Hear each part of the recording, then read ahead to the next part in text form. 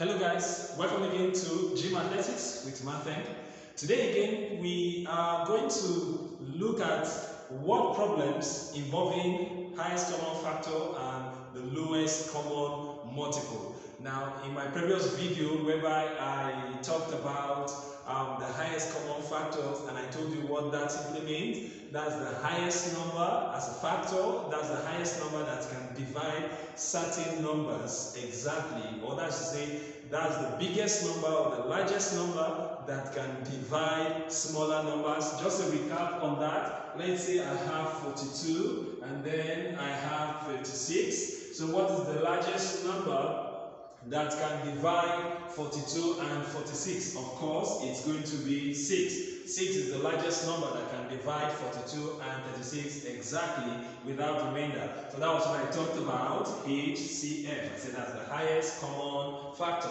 And then I also talked about the LCM, which is, let's take for example now, let's say we have 5 and then we have 8. So what is the lowest common multiple? You know, 5 and 8 have several multiples, countless multiples. Now, the multiples of 5 and 8, they share among them. We can have a particular number or several numbers that is particular to 5 as a multiple and also particular to 8 as a multiple. So what am I simply saying? That is the lowest common multiple. We can have several other common multiples, but among all the common multiples, the lowest of them is the one that we refer to as the LCM, or the lowest common multiple of 5 and 8. And of course, what multiple could that be? That will be 40.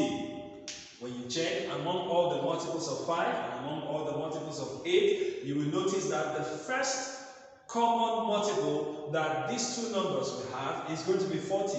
There are several other multiples like 80, 120, 160 and the likes. They are all common multiple of 5 and 8, but the lowest of them is 40, and that we refer to as the LCM. But then you can also check that previous video again because I treated other examples as regard to this. So today I'm going to be looking at word problems involving HCF and LCM. So here on the board I have two questions that I'm going to be solving here on the board, and of course, as you can see, it is a word problem question. So we are going to begin by reading out the question. We have Shane wants to plant 28 marigold plants and 36 rose plants in his garden. What is the greatest number of rows possible if each row has the same number of marigold plants and the same number of rose plants? Now, I've always taught you on how to solve word problem question. I said we are going to read the question gradually, but then, of course, I just read the whole question so that we will have an idea of what the question is saying. So we have Shane wants to plant 28 marigold. Now, that's to say Shane has 28 marigold plants and 36 rose plants in his garden. Now, what does he want to do? Now, he wants to plant these. He wants to cultivate this plant. Now, what he's looking for is that each row should have the same number of rose plants. Each row. Now, we don't know the number of rows, but each row should have the same number of rose plants. It could be 5 rows, it could be 8 rows, it could be 9 rows, we don't know. But each row should have the same number of rose plants, and we have 36 rose plants, as well as same number of 28 marigold plants. As well as the same number of marigold plants. That is to say, maybe the first row could be 5 rose plants, 4 marigold plants. The next row, 5 rose plants, 4 marigold plants, and continuously. So, what would be the particular number of rows we are going to have? So, I believe with this explanation you have an idea of what the question is saying. But then, when you look at this question, it says, what is the greatest number of rows? What is the greatest? The greatest number of rows possible if each row has the same number of marigold plants and the same number of rose plants. Now, this is not quite different from what we've been saying. And what is that? I'm going to employ HCF here. That's to say, I'm going to find the greatest common factor that greatest common factor such that it can divide 36 and as well divide 28 exactly. So question 1. So I have that the HCF, that's I'm going to be using this way. So I have here 28 and then I have 36. So first I'm going to take 2. That's starting with the prime numbers that we have. I have 2 can go into both of them. I think that's the common multiple that, sorry, that's the common factor that we have for both of them. So 2 goes into 28, that gives me 14. It goes into 36, that gives me 18. And I still see that 2 can still go. Yes, 2 goes, divides 14 to give me 7, and 2 divides 18 to give me 9. Now when you look at these two numbers, we don't have, I think the only possible common factor that we have there is 1. So I guess we are going to stop at that point. So that means that the highest common factor of 28 and 36, that's 2 times 2, that gives me 4. So now what does this simply mean? It means that the greatest number of rows that will give Shane what he wants is 4. 4 rows. So that is to say, I can say that the greatest number of rows is 4. I can still explain further what that means, but I think the end at this point, I can still explain further. It means row 1 we have, let me call this row 1, is going to have how many marigold plants? It's going to have 7 marigold plants, right? 7 marigold plants, and also 9 rose plants. That's for the first row. The next row, that's the second row, is going to have again 7 marigold plants and 9 rose plants. The next row, as the third row, we have 7 marigold plants and 9 rose plants. And then the last row, which is going to also have 7 marigold plants and 9 rose plants. So you discover that at the end, when I add this up together, it gives me 28. When I add this up together, it gives me 36. So you see, it gives Shane what he wants. That's to say, the first row, 7 marigold and 9 rows. The next row, 7 marigold, 9 rows, and continuously downward. Because the question says, what is the greatest number of rows possible? If each row has the same number of marigold, you can see 7, 7, 7, 7 marigold plants, and the same number of rose plants. You can see 9, 9, 9, 9. We have, that's a total of 36, and as well a total of 28 for the marigold plant. So now that tells us that Shane gets what he wants. So 4. So you can see here, we actually make use of the highest common factor, the method of finding the highest common factor of sets of numbers by just understanding what Shane is looking for or what Shane wants. The next question also helps us to apply what we've said earlier, talking about the HCF and the LCM.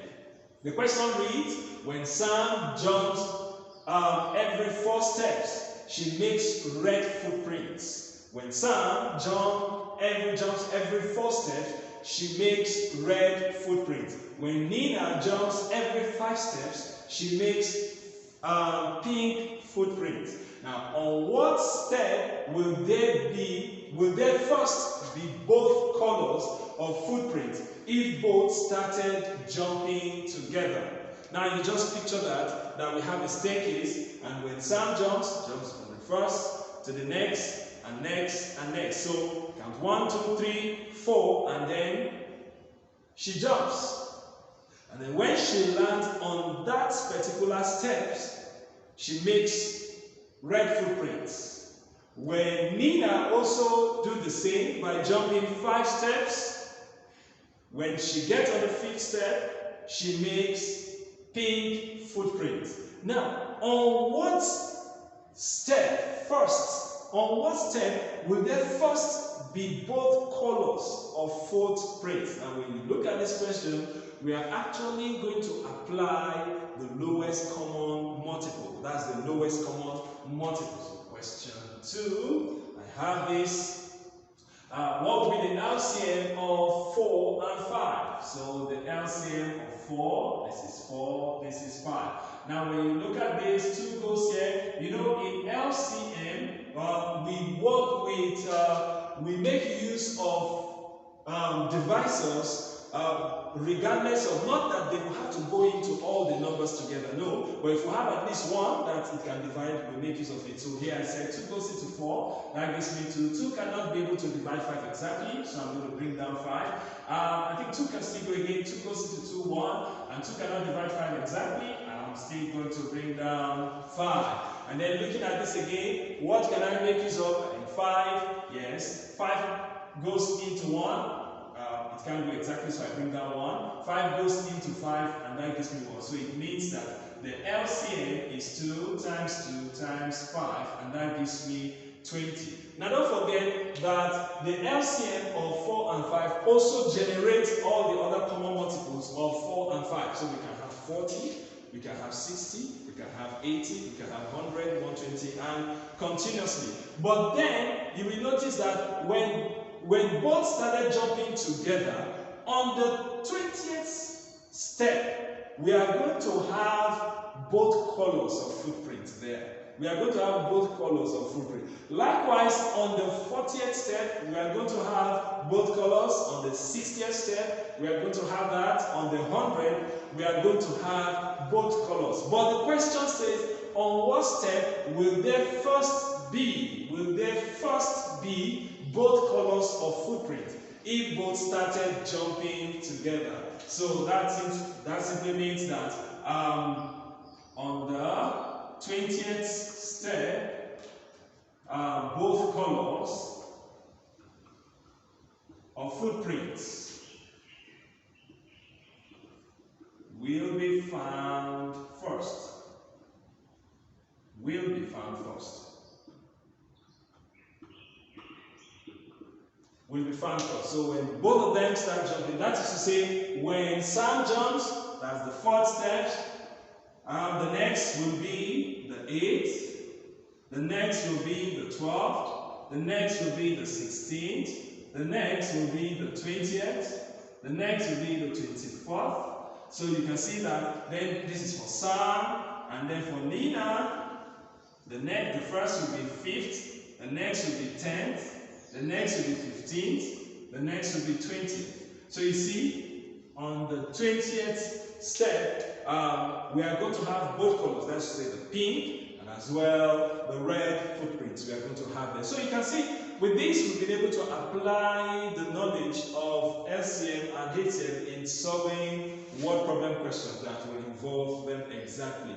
Now I'm going to go on to now talk about what's the relationship between the LCM and the HCF. Of course, there's a relationship between the LCM and the HCF, most especially for two sets of numbers. That's to say, if we're having two numbers,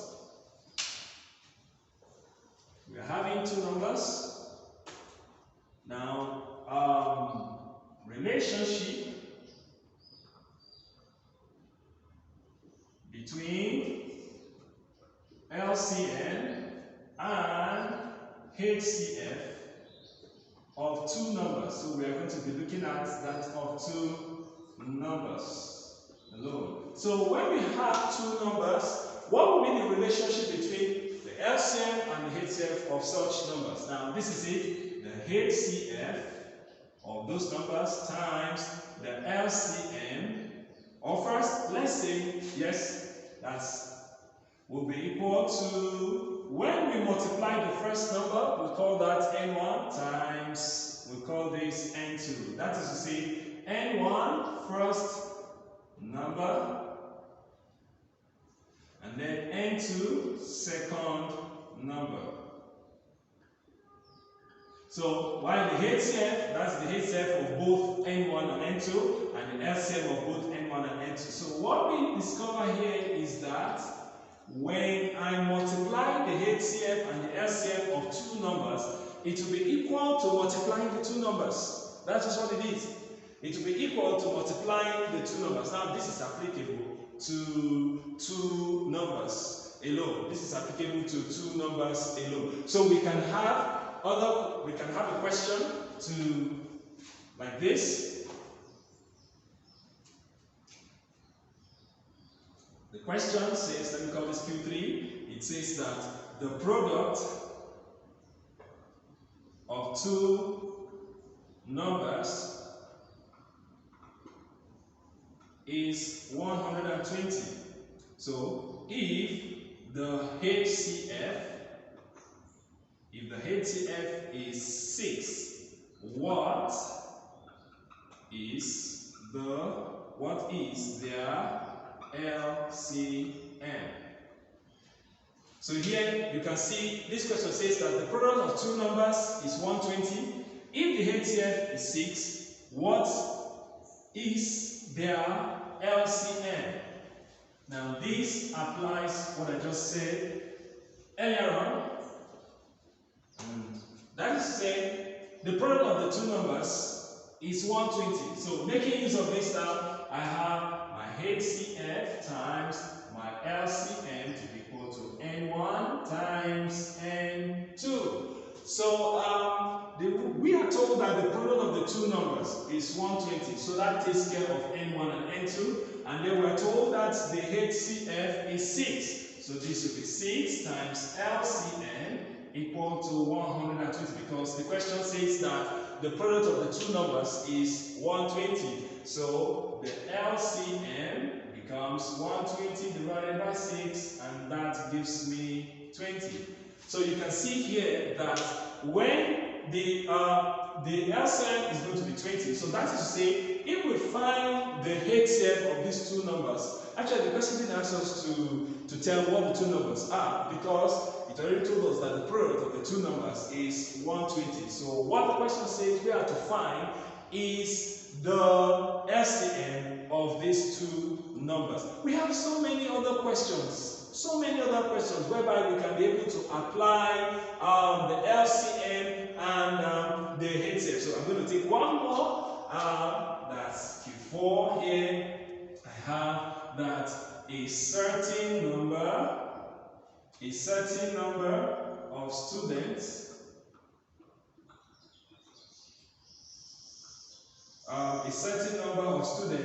can be arranged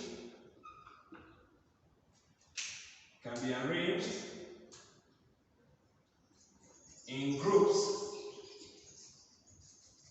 of 3, 4, 6, or 8 with no student left out. With no student left out.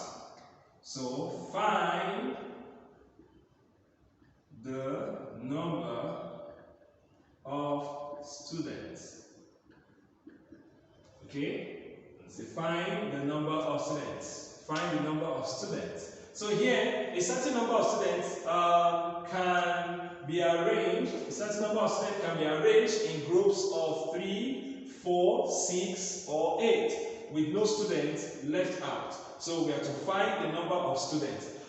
Here, looking at this question, that's to say there's a particular number of students that when we are to arrange them in groups of 3, we are going to have an exact number. When we decide to arrange them in groups of 4, we are going to also have an exact number. When we arrange them, that same number of students, when we arrange them in groups of 6, we are going to have exact number. When we arrange them in group of 8, we are going to have exact number without anyone left behind. In other words, looking at this question is just the common multiple. The common multiple of 3, 4, 6, or 8. Now, we can have several other common multiples, but I think the question, we can just decide to take the first. Yes, this can be answered different ways, so we can just take the first. So let's say, find the first, or find the number of students that we have, or the least number of students. I think that should be find the least number of students. I should rephrase that again. I should take that question again. Find the least number of students.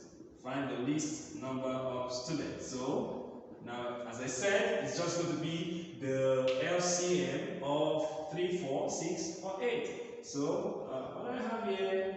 3, 4, 6, 8. Actually, it's quite obvious what it's going to be. It's going to be 24. So 2 goes here, it can divide 3. So I bring down 3. This is 2. This is 3. This is 4. I'm going to take 2 again. It can divide 3. So I bring it down. This is 1. This is 3. This is 2. I'm going to take 2 again. And this is 3. I'm going to bring it down. It cannot divide it exactly. It can divide 1 exactly. It can divide 3 exactly. It can divide 2 exactly. So I'm going to have 1. And then finally, I'm going to have 3. And that goes 1 times. I bring down this one. That goes 1 times. I bring down this one. So that means that the LCM is 2 times 2 times 2 times 3. And that gives me 24. That gives me 24. So what does that simply mean? I can say that the least number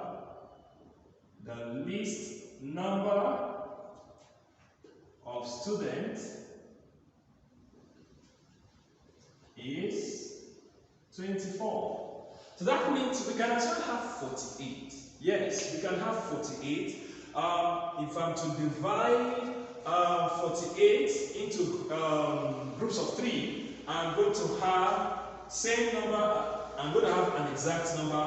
I can as well do that in groups of 4. I can as well do that in groups of 6. I can as well do that in groups of 8. But the least of all of them is going to be 24. So the least number of students that we have is 24. So I believe that with these examples, you'll be able to identify questions that will be involving HCF and LCM. So don't forget again, subscribe to my YouTube channel. On the screen there, you're going to see the subscribe button. I would like you to click on the subscribe button and then also on the notification so that anytime I upload more videos, you are going to get notification on that directly. Thank you very much. Maths is easy.